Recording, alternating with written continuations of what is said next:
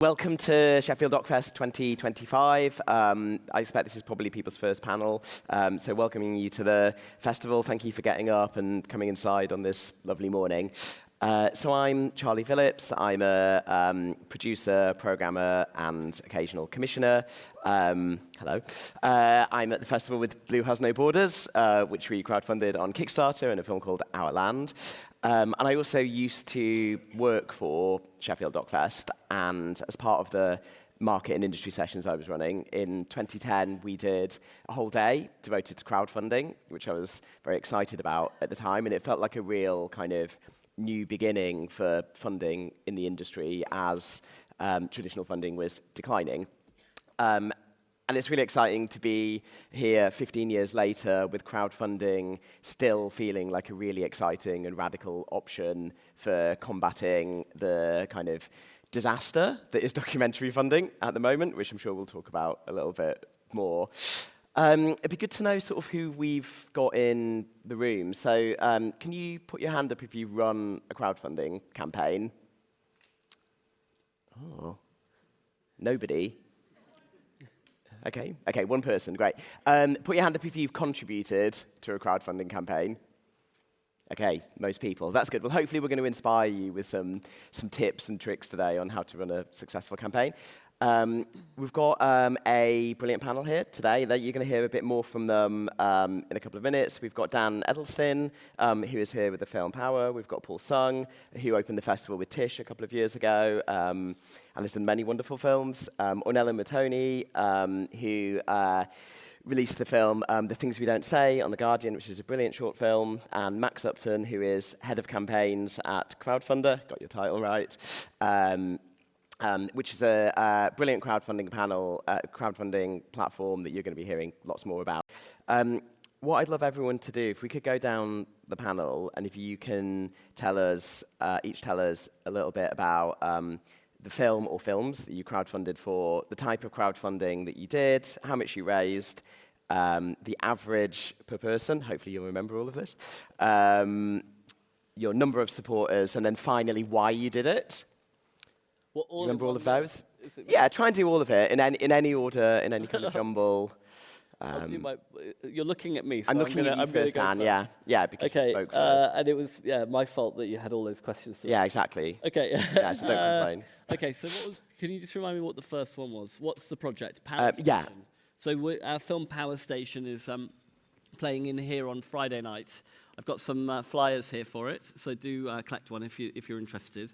The film is about trying to turn one street in London into a renewable energy power station, a sort of Green New Deal, like enacted on a micro scale.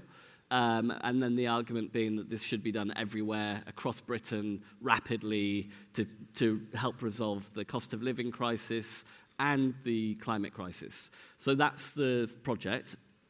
Crowdfunding came in, not because we were desperate to experiment with crowdfunding, but because the level of money that we needed to both make the film and enact our micro Green New Deal was increasingly spiraling out of all, we just couldn't raise the money. So in the film we ended up, we saw crowdfunder.co.uk, and one of our friends had raised some money using it and had match funding. So I was like, what is that? How does that thing work? Because that could be handy. Then another friend used the same platform and raised quite a lot of money. And we thought, you know what? I really don't want to do crowdfunding because it can be incredibly embarrassing if it goes wrong. And in fact, I had a memory of doing it on Indiegogo like in 2005 and raising like £1,000, so I had this horrible failure of it before. But we had no real choice, so me and my partner Hillary decided that we'd sleep on the roof of our house for 23... Well, we didn't decide we'd sleep on it for 23 nights. We decided that we'd sleep on the roof until we raised like £100,000. That was our goal.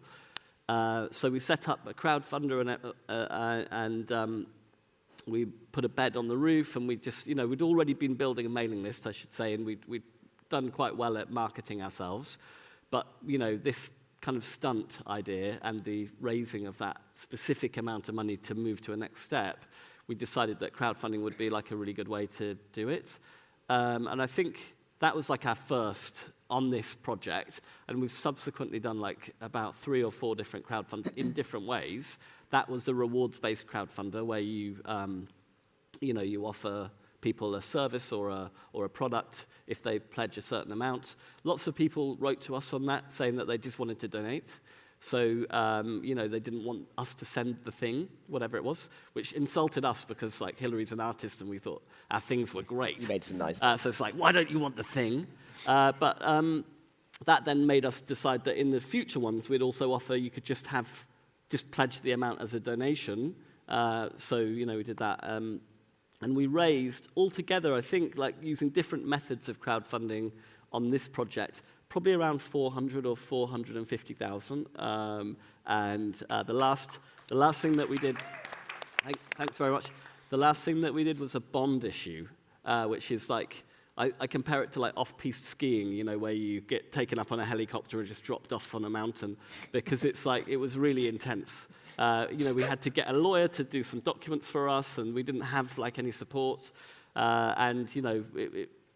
it felt weird. And now we basically that's a different form of crowdfunding. That's where we now have a debt of £100,000 to our email list, which we now have to try and leverage. We have to try and use the film that we've made to gather some profit to pay them back. So that's anyone that's made a documentary, good luck. But we have hopes. We do believe that we can achieve that because we're doing different systems than most. So I think that's probably an answer to that question or some of those questions. Yeah, it's a good start. But there was thousands of supporters, basically. Yeah. Amazing. Paul? Yeah, I mean, I crowdfunded the first 5 films that I made. The films that I'm sort of making at the moment, we haven't been doing crowdfunding for, and interestingly, it's become harder to get finance for them. I think I'll talk a bit about Poly Styrene. I'm a Cliché. We did a campaign that was rewards-based with Indiegogo. We raised, I think, just under £74,000. In terms of supporters, I think that was 700, something like that. The average spend, I think, was about 20 quid. And the rewards were things like T-shirts, tote bags, digital rewards, things like thank you, credits in the film, and then going up to sort of things like associate producer, exec producer. And because Poly Styrene and X-Ray Specs already had an audience, we were able to tap into that. I've not used Indiegogo since that one, and no disrespect to Indiegogo, but I didn't find it a platform that was necessarily as good as the other one that I've used, which is Kickstarter. I think because Kickstarter is incentivized, it's more compelling for people to see the urgency to donate to it, because if you don't hit the target, you don't get the money. But that, I guarantee you, is nerve-wracking. Without crowdfunding, I wouldn't be a filmmaker, so I'm always really grateful to the people that supported it. And interestingly enough, I am probably going to launch one at some point this year. Not decided on the platform yet, so open to a chat later, Matt. But yeah, I mean, I recommend it for anyone, and I think the key things I've learned from it was it's wonderful to identify an audience. Funders like that because they can see that you've got an audience out there, and you get some money, but it is nerve-wracking, and it's not for the faint-hearted. And if you're going to do it, you've really got to, I think, dedicate like a full month to it, and if you've got like another job, that can be very difficult. Great. Ornella?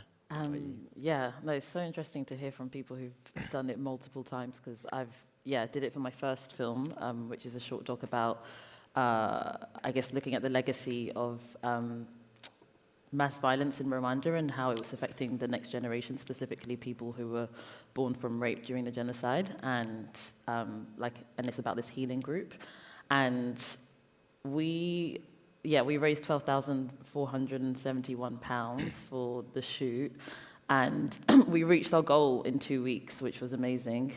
And so actually a big lesson was to aim higher than your goal.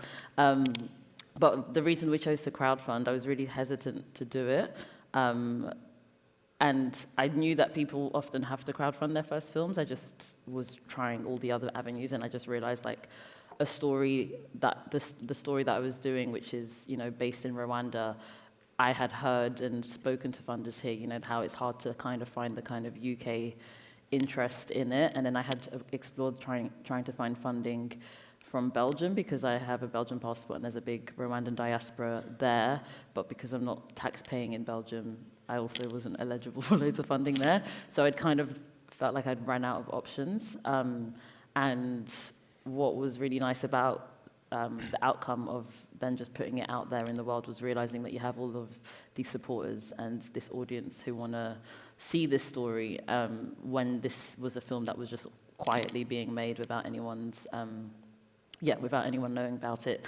I don't know what the average contributions were, maybe like 80 quid, but I didn't give many incentives because we were already stretched doing it on the side of work, so I didn't want to have to like send things. But I did offer people who gave more than £1,000 contributing producer credit, so we had 2 contributing producers.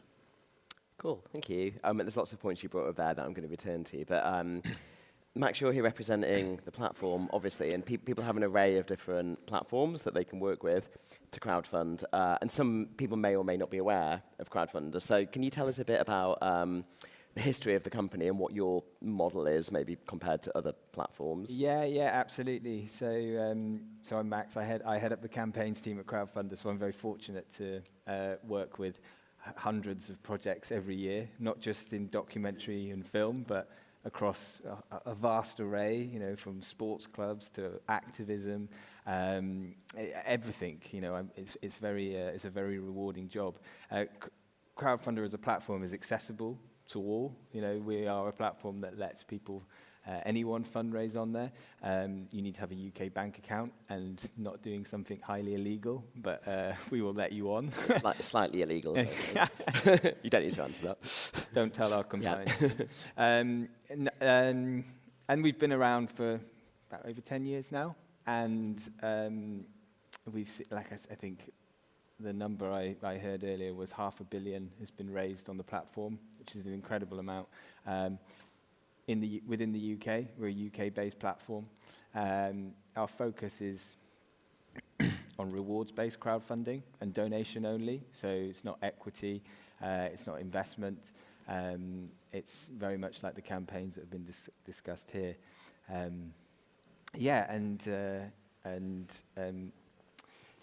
It's going from strength to strength, and we're seeing more and more people use the platform every day, every year, and we're just growing as a result, and a go-to place for many people to raise the money they need. And I think it's important to note as well, Crowdfunder sits perhaps in a space where it's more geared towards, those sort of socially minded projects, sort of like projects for good, funding positivity, that sort of thing. Less so, I need to raise money for myself. It's very much sort of community-based fundraising, people coming together to solve some kind of problem in society. So, that's where we sort of position ourselves. And I guess we'll come on to this in a bit, but I think that's one of the reasons why we're seeing more and more documentaries starting to use the platform, because they so often come with, like the 3 we mentioned here today, a strong cause that's behind them, that people want to hear about and want to know about, and people care about that as much as the documentary itself. So, yeah.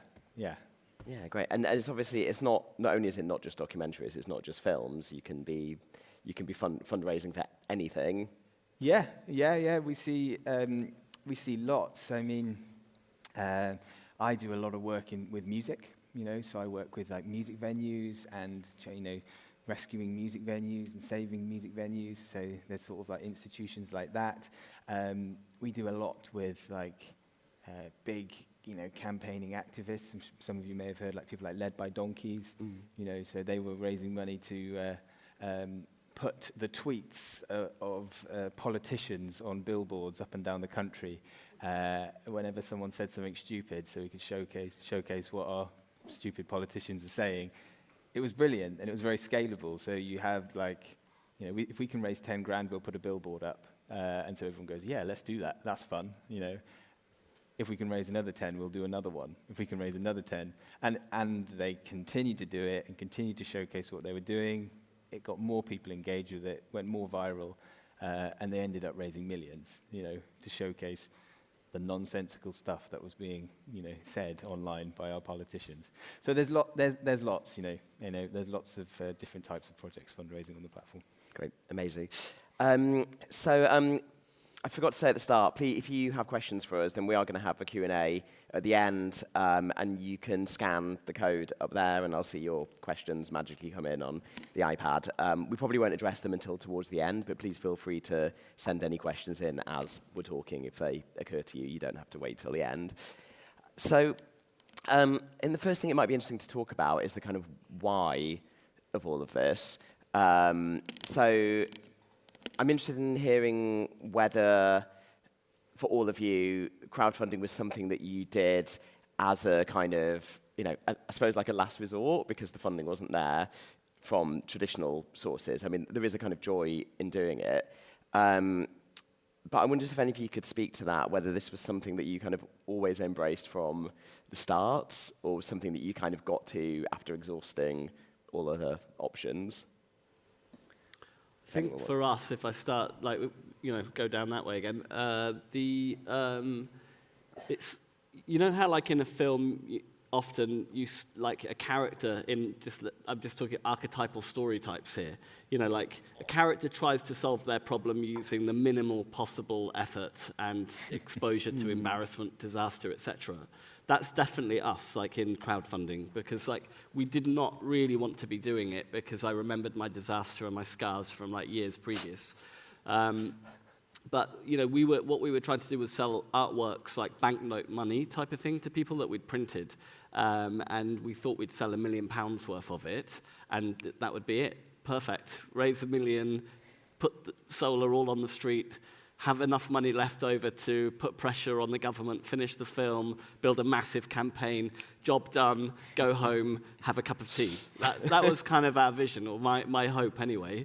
Of course, none of that really happened, and we didn't sell anything like that. We did, though, build a membership site, have hundreds of people contribute, and we were building our email list and building our kind of the tribe of people who agreed that this was an important thing to do. So it wasn't like we just belly flopped onto nothing. There was something happening, and but it was just that we were building a team as well. We had more and more people working in our little production company, and and this was our single focus. So more and more money going out the door every month, and just never really getting that big injection of cash.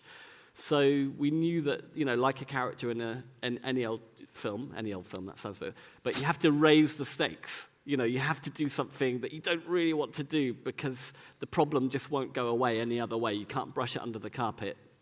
So that's why we turned to crowdfunding, and that's why we went to the roof. And then it was so, it became so successful, that first campaign, that when we came down off the roof, we immediately launched a second campaign to try and get solar for our local school. Again, we built a story into it, which was that the kids from the school, we got them to sing a song, and then we launched it into the charts to try and get a Christmas #1. So we kind of we connect the crowdfunding with the storytelling, because it is connected to it, because we're struggling to get these visions to come to life. Crowdfunding just feels like a really good vehicle for achieving the goals that we had.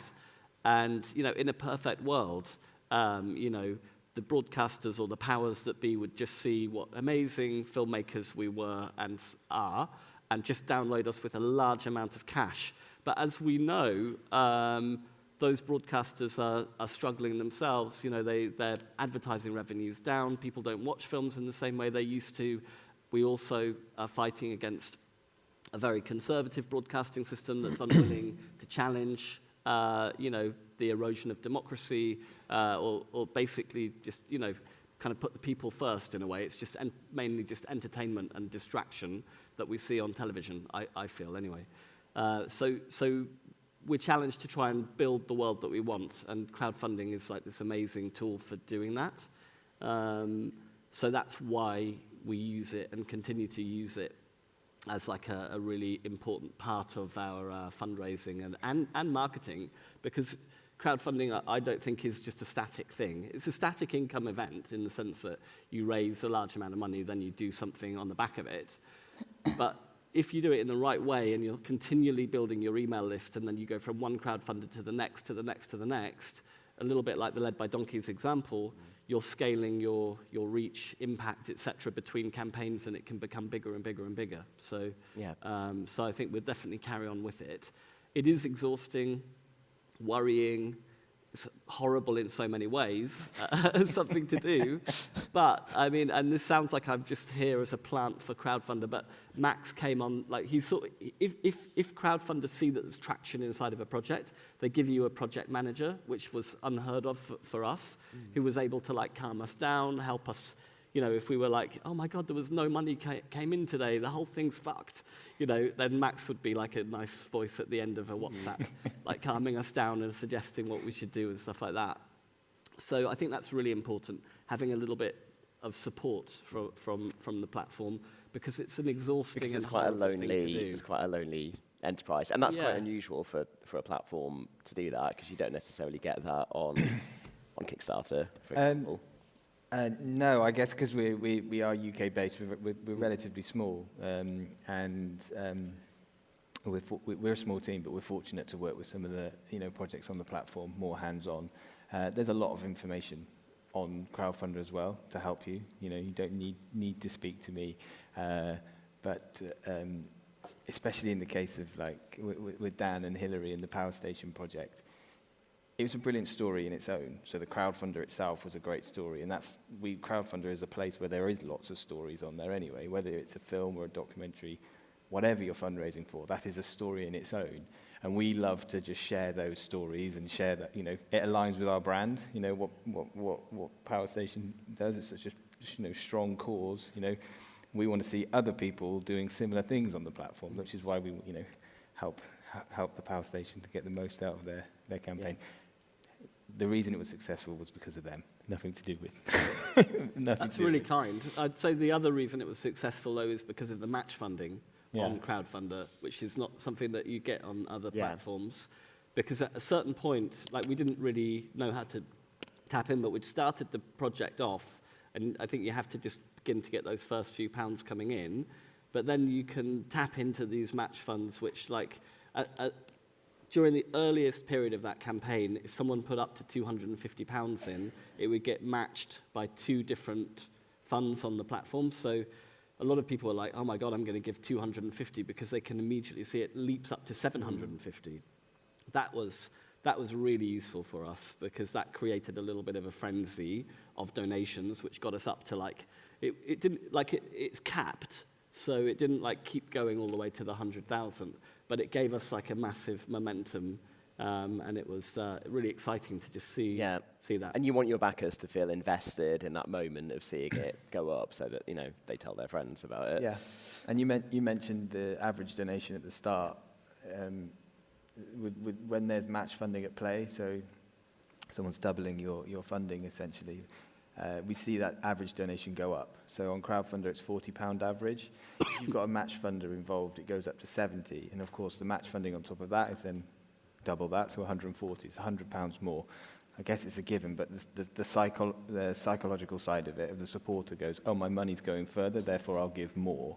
We tend to see that happen. And Crowdfunder has got a lot of match funders on the platform, so we work with a number of corporates, trusts, foundations, local authorities as well, like creative bodies. So we work with Creative Scotland, and we are, always in discussions with other, creative bodies. We're a member of Creative UK and stuff like that.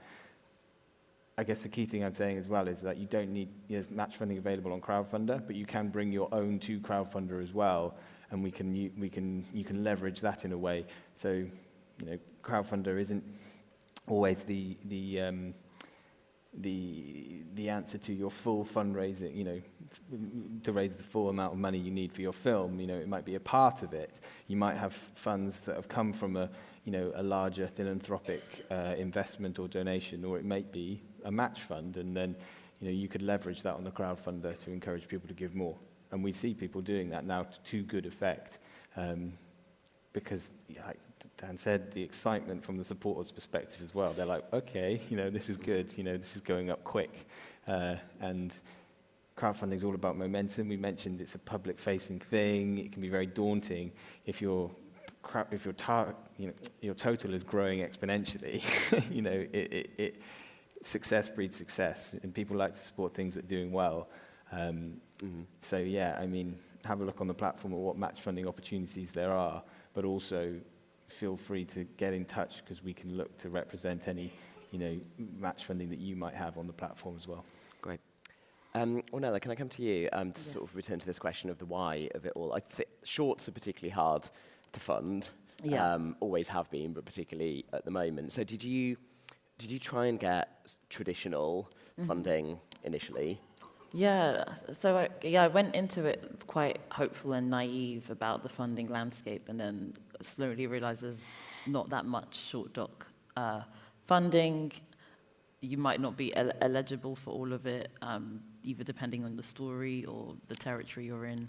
And then, also being new to grants, I'm sure, that I improved over time. And so there was just all these barriers that you're like, this is actually really difficult. And then actually speaking to funders who, even like Doc Society, who did say because of, the funding that they get, it's, is there a UK angle? Not that the story has to be in the UK, but is it, a country that has some sort of UK interest? And because I wasn't planning to amend the story in any way, I just couldn't really find that angle. And so when I got development funding from OCA, that kind of gave me the kick to do the crowdfunding, because I think then it made me be like, okay, someone is believing in this, and maybe no one's going to give me the shoot money. And so, then did the crowdfunding, and what I would say is then we did win a grant for that covered for the post-production, maybe a few weeks after getting the crowdfunding, and that grant that we won, there was only meant to be one winner, and I think they definitely they found runner-up money because they could see that the story was going ahead and going to get funding. So I also just think crowdfunding, which is what you mentioned earlier, just definitely gives other funders hope in the same way that the more you get in the crowdfunding, the more people donate, the more people who share it, the more people who get excited by it. But yeah, also last thing I'll say is being a first-time director was just a big obstacle where you don't always have that body of work to show, and realizing why first-time directors have to crowdfund their own stories. Yeah, because increasingly it's hard to find people to take a risk in any way. Yeah. Paul, just to pick up on something that Ornella said there, I think I've heard you speak before about how you've used crowdfunding to sort of show other funders that there's an audience for the film where they might have been curious before. So could you Definitely. speak to that? I mean, when I first started doing it, I was very new to filmmaking. I didn't go to film school, so the first time I picked up a camera to make a documentary about a band called Sleaford Mods, that was my first experience of any type of filmmaking. So to do a crowdfunder, I mean, I guess I knew there was film funding, but I didn't know how you went and got it. And for my second film, again, we just did, a crowdfunder. And then by the time I got to Poly Styrene, we had applied, to a fund, and we got rejected. And I think at that point when we just thought, well, you know what, we'll do a crowdfunder. We raised $73,000, and with that, we were actually able to shoot the film. Obviously, we couldn't pay for the archive or for the edit or for the post-production, but we were able to actually go out and shoot something. And then it did take a while to then, bring other funders in. We brought Screen Scotland in, we brought Sky in, who commissioned the film, and then finally BFI Doc Society came in.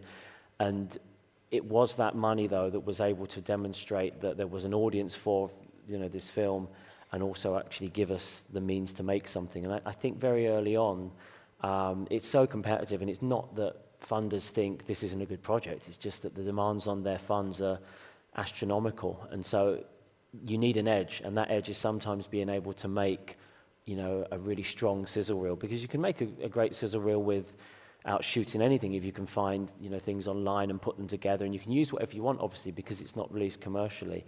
But being able to actually shoot with your participants, pay your editor, and make, whether it's a 15-minute proof of concept, and also demonstrate, look, there is an audience out there. Funders look at that and they go, you're not as big a risk. We can see the audience. Okay, here's some money.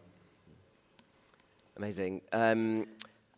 I think like the thing that often scares people about doing a crowdfunding campaign is the feeling that you won't know how to find the backers. That's often, and I think that's often why campaigns don't succeed, because people haven't planned that properly. So maybe we could start with you again on this, Dan, because I know you're very good on this. Like, how have you identified who might contribute to your campaigns? Yeah, I think there's a statistic that about 80% of crowdfunding campaigns fail to reach their target. I'm not sure, Max, is that correct for you? I think it's 100% on Crowdfunder. What's that? No, I'm joking. Oh, right. We see a lot that don't raise anything, but then those that do then go on, they tend to be successful, that have put the effort in. So I think it's more like that is the statistic. But yeah. Okay. Well, I mean, I thought that like there's quite a few that or the majority don't, because they haven't thought it through. And I think, was it Paul said that you have to, and this is something that I learned the hard way when I did my first one on Indiegogo, that you don't just like launch your crowdfunder and then fingers crossed it all works out. The algorithm on these crowdfunding platforms only kicks in if there's this big surge of activity on the page early on, really, or even just it might kick in later if there's a sudden big surge. But so basically what you need is traffic, in inverted commas. So in other words, you need lots of people clicking over to the page. So where do you get these clickers from is the question. And the other thing that I was going to say as well is that I think it's more than 30 days of just like solid action on your crowdfunder, because actually I think it's a minimum of 90 days, like if you're starting out with a crowdfunder, because what you should really be doing is audience building and audience testing, if you were planned way in advance. This is in an ideal world. It's probably not the real world that we're all in, where we're like, oh my God, I've got so many bills coming my way and I don't have any money, so I'm just going to bang one on. But that's probably the reality of many crowdfunders for filmmakers. But if you can be more strategic and maybe on your second or your third, etc., then what I do is I run a short clip from my film with a call to action at the end, and I spend large amounts of money on this, I should also hasten to add. I run it on Instagram and Facebook to get email leads coming through, and I try and get like 100 to 200 people signing my mailing list every day during a big kind of push. And this is after you've launched the campaign, this or is before? This is way before I launch a campaign. And I never run adverts directly to a campaign page because they don't know, like, or trust you yet. And so there's a statistic that I've come across in marketing, which is that like 85% of your income comes from people who've been on your mailing list for more than 90 days. Hence why I say start at least 90 days before, because you really need time to build trust with an audience. You need to find, it's like what Max said, it's about a cause. You need to find other people who agree with the cause, want to see the thing coming to reality. So, to go back to Paul's idea, he's talking about like Sleaford Mods maybe as the first. I don't know if you did a crowdfunder for that. But We did, yeah. I mean, it's a passionate audience for that band, and an amazing band. I mean, absolutely amazing. But similarly, with all of these kind of very culturally specific projects around big artists, great, tap into that audience because it's already there. But if it's something more like Power Station, like our project, well, it's about renewable energy. It's about taking on government inaction. There's a lot of people that feel that government have let us down, and that we're effectively like just drifting towards catastrophe. So if you can harness that storytelling and bring the people who feel the same way onto a mailing list and then contain them on that mailing list and develop a relationship with them through time, that's kind of like the magical thing to do. And I think the mailing list is the absolutely critical thing. And when I've seen other filmmakers struggling on their crowdfunding, I think it's because they don't have those systems in place yet. And I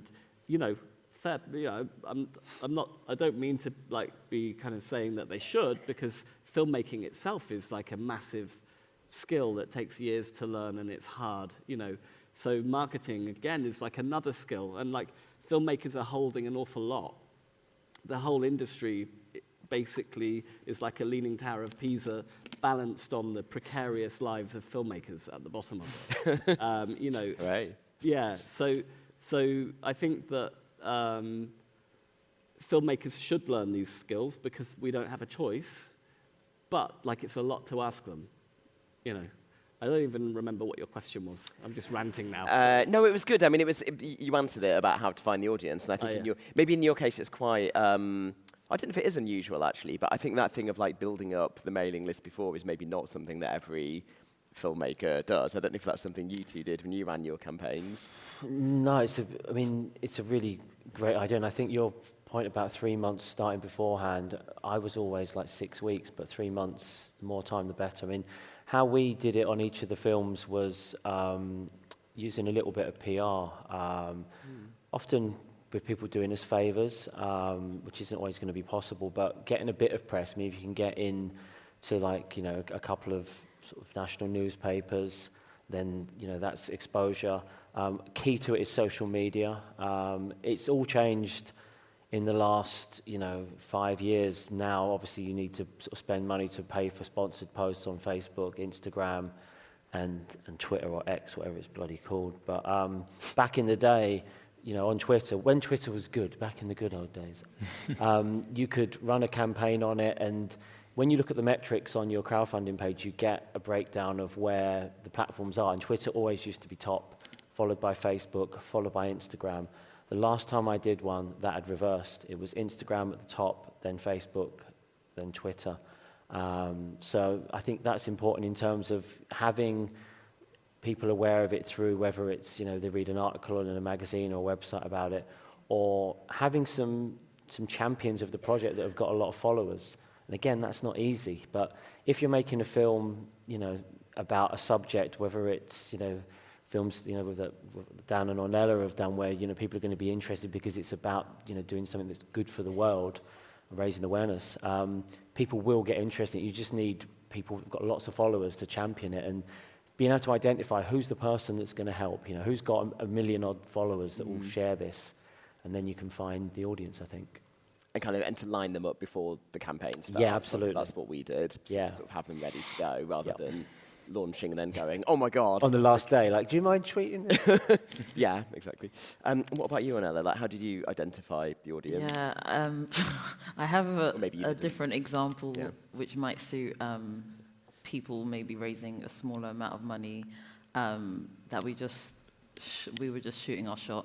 And it worked, and and I definitely think it wouldn't work if our goal was more than 10K. And I'm just really learning from your strategies. That sounds really like very good strategies. But we just relied on social media and friends and family sharing, and we relied on we did email like foundations and those types of people that we thought would be aligned with the project. We sent it out to them, but I think what we did wrong was sending it out, not building that before the campaign launched. And we had a kind of unrealistic timeline, which did work out in the end, but unrealistic if we had strategized, which was to, spend a month, launch it, build the audience whilst launching it, aim to have the goal reached in 4 weeks, and then aim to shoot a month after it was just, ridiculous. It did work out, but, and so I say that example for anyone who's maybe making a short, that shoot your shot, friends and family might be willing to give it. And I think what happened for us that worked out with the audience, and it's kind of, a bittersweet thing too, was because the film speaks to the legacy of a genocide, and specifically in Rwanda, we just happened to launch it during the 30th anniversary of the genocide. So that was, I guess, a topic happening that went alongside the campaign. We didn't do that intentionally. It just happened to be that month. And then because we did it in 2024, so everything was already happening in Gaza as well. I think a lot of people were just already jumping onto this cause and wanting to then even share, a film that could help with some lessons from another country that's gone through it. And so our audience, whilst it was still our friends and family, I think that kind of the pushing that they were doing and sharing it with their networks was also part of because of the political context that we were in. Yeah, absolutely. And I think, although it might have seemed like a sort of chance thing, like I think it does sound like you were putting in a lot of effort, even if you were sort of doing it on the fly. Yeah. You've instinctively found the right places to go. Yeah, I hope so. I want to pick up on this point of sort of filmmaker as marketer, because I'm very aware from campaigns I've done that the sort of face of the filmmakers are quite a central part of attracting people to the project, and you really have to put yourself out there, and you really have to put your charisma out there, and I think that works a lot more. And with Blue Has No Borders, we really leaned into our director, Jessie, having incurable cancer. And this was with her permission as well, that she thought, that's something that we can sort of exploit, because it's so crap, we can exploit that. And I wondered if each of you could sort of speak to a bit about how you feel about putting yourself out there and having to sort of abandon the sort of embarrassment about, asking people to invest in you. Yeah. Do you want to go for that, Dan? I think that the Blue Has No Borders example with Jessie was actually far from being, I think you just described it as, did you say crass or crap? Because I I didn't say that. Okay, I felt the opposite way. I felt like when I discovered that Jessie was going through that, and that this film, like, it gave it so much more meaning as to the why of the film, like, why is this film important? And I felt like deeply connected, and I think that we do connect much, we all have like a desire for causes and an ethics and a kind of our own, the things that we feel are important in the world, but we connect to human beings first and foremost, who, so I think that having that sort of being able to talk as a person rather than as a business is really important, and being personal, being vulnerable, being authentic is really, really important. But I also think, on the opposite side, that can be really tough, and it's not for everyone. Like, there are a lot of people, I think, who really struggle. Like, my partner, Hillary, she could never do that, and she's not in any of, she doesn't do the emails, she doesn't do the marketing. I'm forced to do it. It's not that I necessarily want to do it, and I don't think probably any of us want to, and there is a lot of discomfort. But I think that when you have to make a decision as to what do you want to achieve, and then the question is, okay, so if you want to make a film and you want to build, and you want these things to exist in the world, then what is it going to take? Because there is a cost to everything that we do. There's a cost, even more of a cost to everything that we don't do. So, there's no way of avoiding pain of one kind or another in the world, I think. So I think crowdfunding is exhausting emotionally, and I notice more and more that if you were to sort of do your balance sheet through the year, obviously when you finish a crowdfunder, it's big. You get a big spike in that. But equally, like, if you looked at your energy chart, it's probably like way down here. And then what happens weirdly is that your money begins to go because you start like finishing your film, and then gradually your energy kind of comes back, maybe meets there in the middle. I should do a weird graph about this. This is great, yeah. This is and then you're like finally like okay again, but you've got no money, so so then you have to do something else, and that's the reality of it. It's like it's not a sustainable income source, that type of crowdfunding that we're describing. It is a one-off static income event, so we need to develop like sustainable income strategies, and that often does mean running memberships or things that have and also maintaining some looking after oneself, but also maintaining what is it that I can do regularly, whether it's a podcast, some kind of like regular content strategy or something. But I do think that that's necessary. I think you can't just completely disappear. Imagine if you've got like thousands of people who've just invested in something, and then you've got like a debt effectively to them, which is to deliver the thing that you've promised to do. You can't just completely disappear. So I think that you do have to make that choice, and then you have to live with the consequences and carry out your part of the bargain. So we watched that film last night, Pushing Pineapples, where you kind of set yourself up, you get this success, but then you just have to keep going and doing the same song again and again. That's your project for a few years. Because that relationship with your backers never really ends. No, and there's sort of no defined endpoint. Even when the film's out, people still want to hear from and it you. will evolve. Like, we're, as human beings, we're always changing and evolving and etc. And so your relationship with your audience and your next projects, etc., will change. It's like when Bob Dylan decided he'd no longer play the acoustic, everyone was angry, but he just wanted to go in that direction, And that's what, for all of us, we have to make our decisions. And if you want to go into drama or you want to change your filmmaking style, that's fine. Some backers won't come with you, but whatever. As long as you do at least deliver what you've promised to deliver, that's what I think is important. Yeah, I mean, what usually happens with things is you can, certainly on Kickstarter, people can get in touch and request updates. And I would say maybe half of your supporters understand what crowdfunding is and, understand what filmmaking is, that it can take 3, maybe 5 years to make these things. But, as Dan says, keeping them up to date, which is something I sometimes forget, and you'll get a little prod. And sometimes you'll even see on Facebook somebody talking to somebody else, like, where's this film? Like, what have they done with our money? And like, God, it's only been a year. Yeah.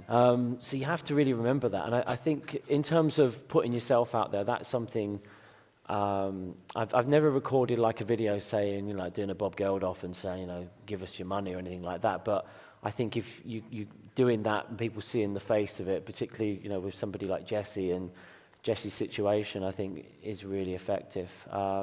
Changing subjects slightly, while I remember, I do want to say that one of the mistakes that I made on a crowdfunding campaign was failing to take account of the VAT. And at the end of the year, my accountant's like, right, you owe this much VAT for the rewards. And I'm like, no, I don't. It's like, no, you do. You've got to pay VAT. And it was like a lot of money. And I didn't have it. And I had to put it on a credit card. So remember your VAT. Yeah, I was going to ask about that, so I'm glad you brought it, because it's a very annoying and boring detail that people should be aware of. Or maybe we can talk a bit about rewards, actually, because crowdfunding is really fun, but sorting the rewards is a very, very tedious and annoying process that can involve you literally packaging and going to the post office repeatedly yourself. So does anyone want to talk about sort of deciding what your reward should be and what sort of positives and negatives you've found? I mean, I would say I spent, 2 Christmases, 1, 2 years after the other, of just having all of this crap on my living room table, all these boxes, and it was things like T-shirts and all that stuff. And they knew me down at the post office, and you'd walk in and there'd be people, and someone would walk in and see you, and they'd be like, fuck's sake. And I've been that person. You're like, eBay sellers, taking up everyone's time, and I became that person. So what it made me realize was it's important to have physical things for some people that want that. So totes are quite good. You can roll them up and post them. T-shirts are lovely, but all those sizes, you've got to commit to that. Yeah. Don't underestimate the digital rewards for people that don't want to get something physical but would like a credit, whether that's a thank you, whether that's an associate or executive producer. And then other things that I think can work sometimes will be, you can give people for a very, a smaller amount of money, like a shout out on social media, something like that to thank them. But yeah, I think also the postage is another thing to think about, because that really does rack up, and sometimes we got caught short once where we hadn't really, on the first campaign, taken account of that. But I think the rewards, what Dan was saying about thinking about things 3 months in advance, that might be a good time to say, what kind of rewards would you be interested in? Because artwork, I think, is a good thing. I've done that before, original artwork. So, yeah, maybe. Especially if that artwork is associated with what you're doing, And Paul, so you did some stuff, you had, the film went on to be a book as well. Did you? Yeah, I mean, a couple of the. One thing to also just point out: don't offer your film, because that will put funders off. Yeah. We did that on, what one did we do that on? I think we did that on Poly. We offered it as a DVD. I think on the first film we offered it on as DVD and maybe a download, and funders and TV commissioners were just like, no, we're not getting involved now. So yeah, you have to be careful with that. But things that are maybe, connected to what the project is. So if it was Poly Styrene, there was a book about that we could also offer, that Celeste, Poly's daughter, and Zoe Howe, our co-writer, was doing. So something like that can be good, because it's not the film, but it's a piece of creative work that ties into it. A lot of work, but they were doing that anyway, so we were okay. And then I think the recognition stuff is good. People don't always want something back in return for their donation, but like a gesture of goodwill and thanks and stuff like that goes a long way. That thank you's not taxable, so that's a good thing. The artwork is really good as well, because you are all creative people, in that sense, and if you can tie something into the film and the documentary, that's some physical thing that people can have associated with what you're doing as well, is quite nice, where it's relevant. And I think the key thing with any rewards and stuff is make it relevant to what you're doing as well. You don't feel like you have to go really off-piste, doing loads of rewards, which is going to burn you out in the long run. Keeping a smaller selection of things, it can go a long way. And like you said, £1,000 for got you producer credit or whatever it was, or something special. That again is something that is got no cost to you. So it makes people feel really special. Feel good. So think about that. Think about that kind of thing. We see less. When we first started on Crowdfunder, rewards was very heavy. We saw a lot of rewards. Now we're seeing more and more people come up with creative ways of, asking for donations where there's less of a need to give something physical back in return. So there is a sort of shift in the mindset of the way people give as well. Yeah. And I guess the point is people don't. There's only so many T-shirts that people want, So I've still got some of those T-shirts. If anybody wants a T-shirt, come to me. I'd say there's a couple of things around some of these problems, because I remember chatting to you, Charlie, when I put some money into your Blue Has No Borders thing, and then just you sending me an email about can you please let me know if you want this, and give me your size on this and everything, and I was like, you're an Oscar-nominated producer, Charlie. What are you doing? Sending me, worrying about tea mugs and stuff. No one else is going to do it. But we did that. We sent that message in the hope that loads of people would come back and say, you don't actually need to send me these things, which lots of people did. Or just didn't respond. And then if they didn't respond, then we were like, oh, well, they don't want it then. So it's quite a good way of... I was very happy to send them, but it's a good way of not actually having to spend as much. That was a good strategy. Yeah. But so there's another strategy for you. Send a long, complex email about that people what can't size be of bothered tea mug answering. you want and stuff like that, until people just say they don't want it. But the other things that you can do, which we now do quite a lot, is to try and use drop shipping. So whatever the rewards are, you don't have to actually physically touch them. So for instance, T-shirts, you can use T-Mill, which is a ethical kind of company that that organic cotton T-shirts and stuff, and then and also make sure that you charge a load of money for anything physical, 10 times the going rate. I think, because otherwise you end up making £3 profit on each thing, and it's a horrible way of being.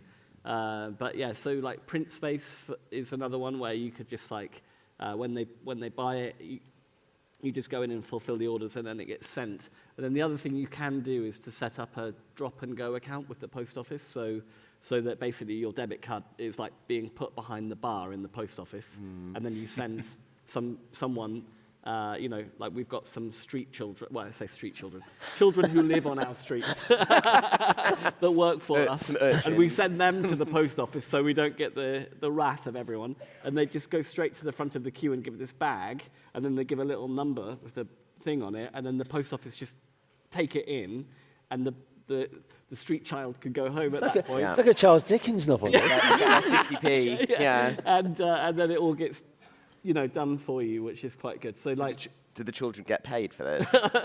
Of course. Okay. Of course. Right. These are all really good tips. I was just everything you said there. I wish I'd spoken to you about before we did our campaign. It teaches them the value of work as well, of course. I might not have done the children bit, but all the other tips are really good.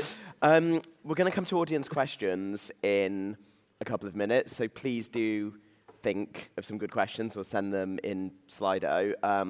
But before we do that, Max, do you want to maybe tell us about your exciting Oh, the thing? offer. I'm not quite sure what you're going to say. So. Yeah, I think we've got a slide or something to come up. So there you go. So Crowdfunder obviously we want to support you with your crowdfunding journey and bringing your documentary to life. We've currently got an offer on the platform that for every £10,000 you raise, we'll give you £500. If you raise £20,000, we'll give you £1,000. So, giving a little bit of extra funding to your project to help make it happen from us. We're also waiving our fees for creative projects across Crowdfunder at the moment, starting with documentaries here today. So if you scan the QR code or go to crowdfunder.co.uk/docfest, you can put some details in, and then we'll make sure that you get recognised if you go on to launch a crowdfunder and successfully raise the money, and so a little bit back from us. And of course, we'll, by doing that as well, you will get more access to me, and we can have a chat afterwards as well. So yeah, check it out. And equally, I guess I will say as well, look on the platform. We've got a dedicated space for documentaries on there with lots of examples of what people have done before on the platform. We're seeing more and more documentaries and filmmakers using the platform to raise the money they need. And, you've learned from 3 people here who've done a really good job. There's lots of other people that have done it as well, and they're all sort of sharing ways of doing it, following what others have done. If it's worked well for them, it's probably going to work well for you. So, yeah, have a look and get in touch. Yeah, and I think and this is great, and the waiving of the fees and the access to a person, I think, is so valuable. I think that's really important. Yeah, and I've not used Crowdfunder, so I'm saying this completely objectively. So I think it's great. It's where we sit as a platform. So we position ourselves as that sort of for good projects, funding positivity, socially good. Creative projects always sort of fell in that limbo land. Well, are they for profit or are they not? Many creative people I talk to, I work with a lot of musicians, they tell me I never make a profit. So should I be having a platform fee? So no, we're waiving that, and so more of the money that you raise is obviously going straight to making the project happen. That's amazing. Okay, let's go out to some audience questions. I want to make sure we've got time for lots of people. So we've got a question just down here. Have we got a mic coming? Yes. Okay.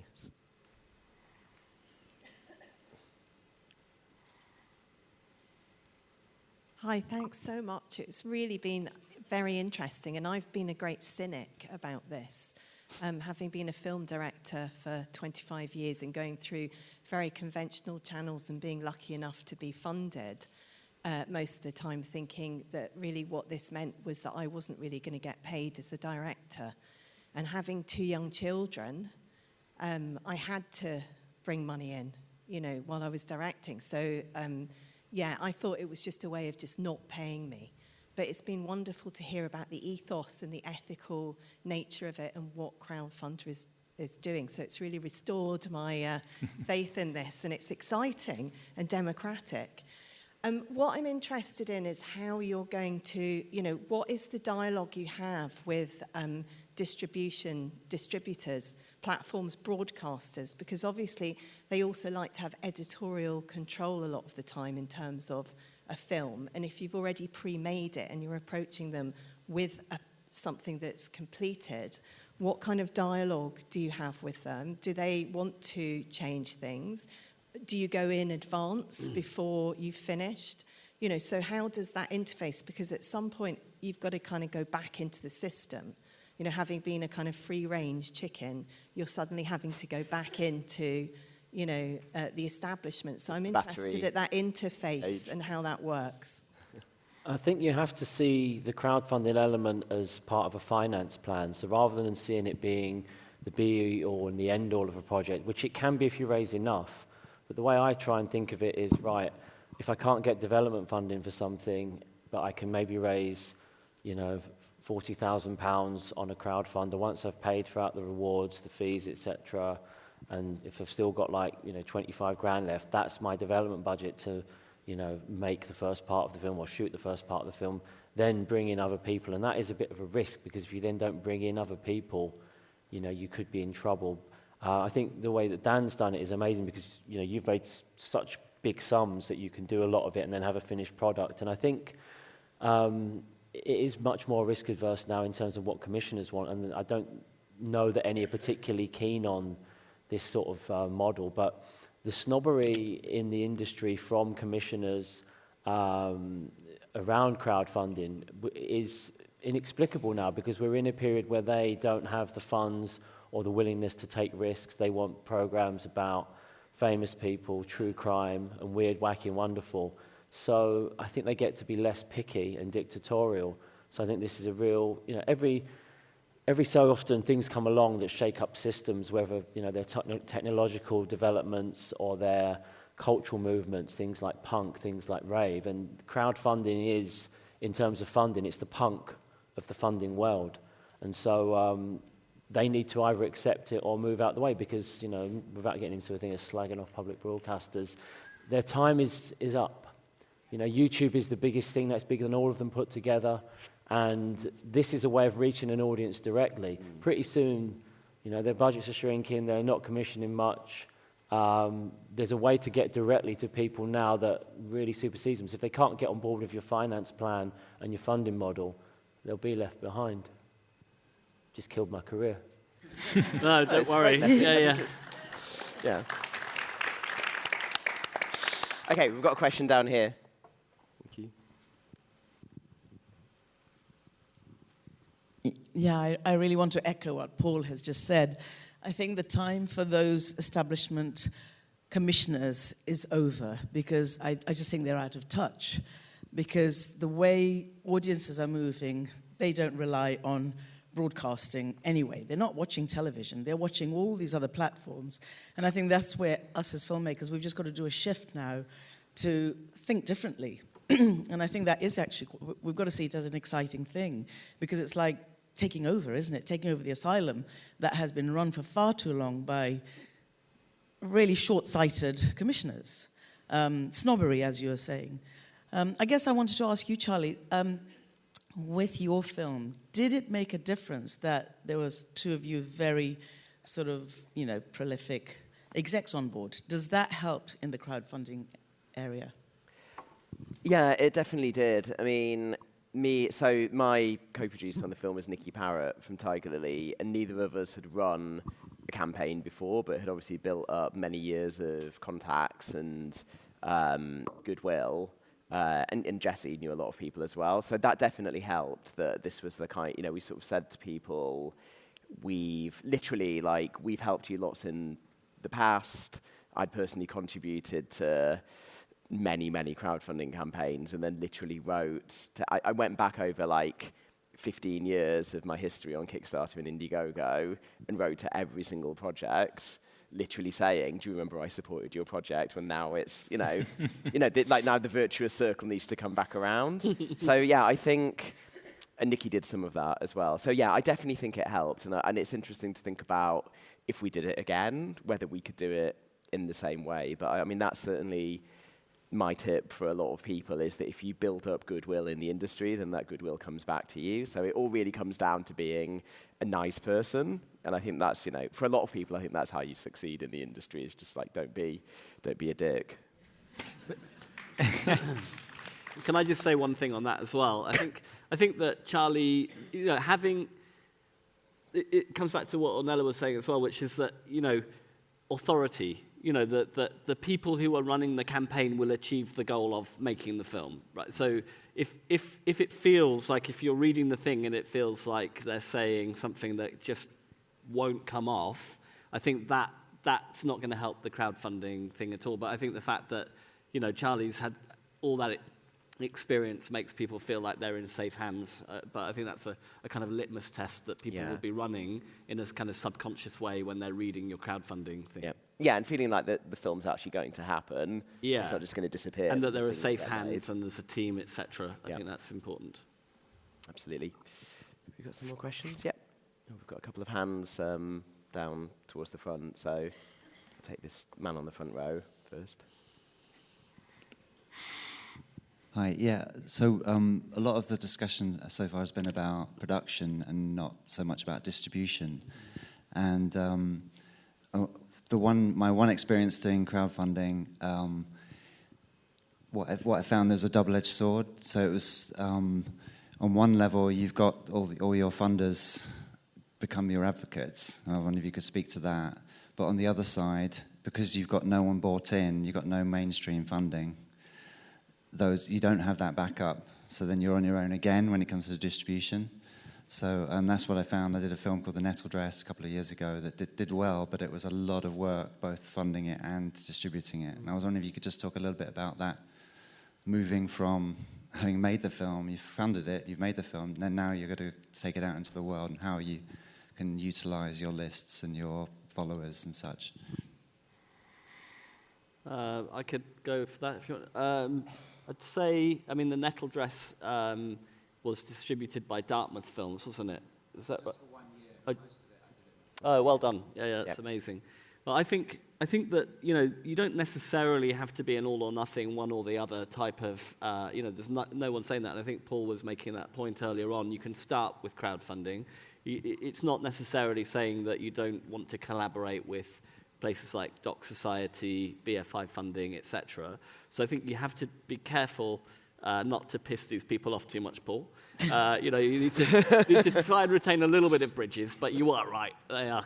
Anyway, so... Just to clarify, it wasn't BFI Doc Society. It was public service broadcasters. Yeah, the BFI Doc Society and all Doc Society are very supportive. Exactly. But I think when it comes to the distribution, there's nothing to stop you from selling to television, apart from the fact that television don't show particularly interesting or innovative projects. So if your project is innovative and interesting, you're probably going to have to distribute it in a way which retains that independence and goes straight to an audience. So I do think that just keep building and building and building those mailing lists, have events.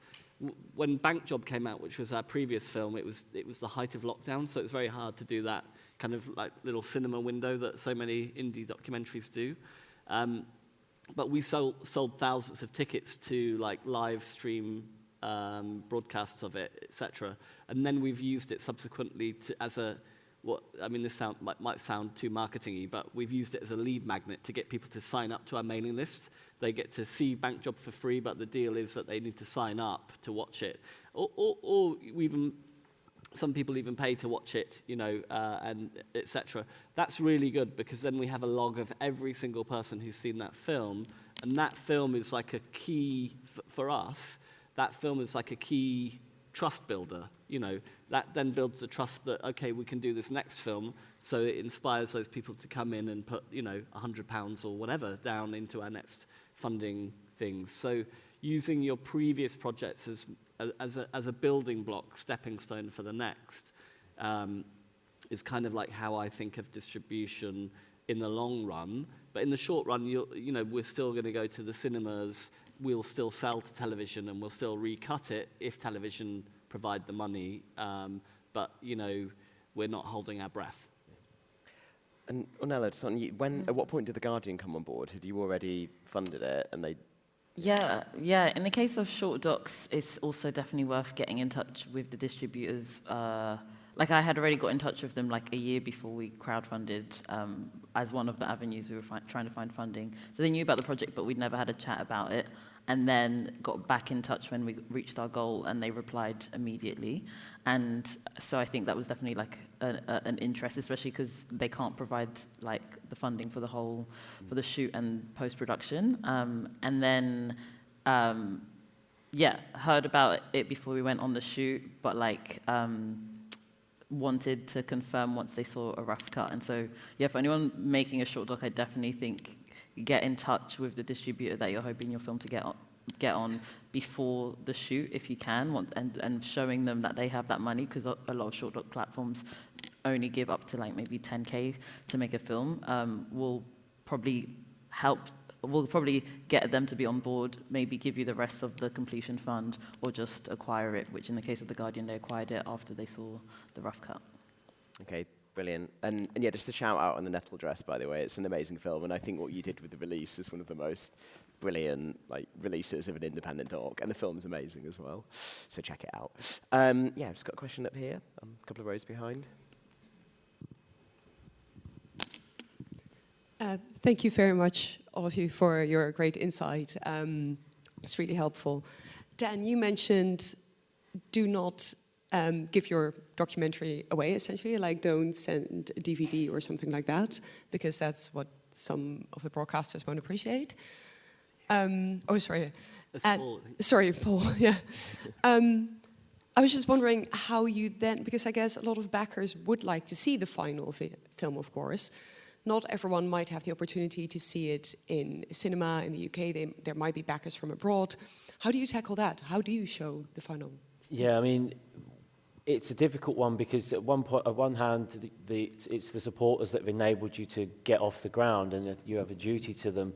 But then you've got, on the other hand, people like, distributors, potentially like broadcasters, saying you need to keep your powder dry. So I think the way to navigate it, you're not going to be able to necessarily do, as you say, screenings for everyone.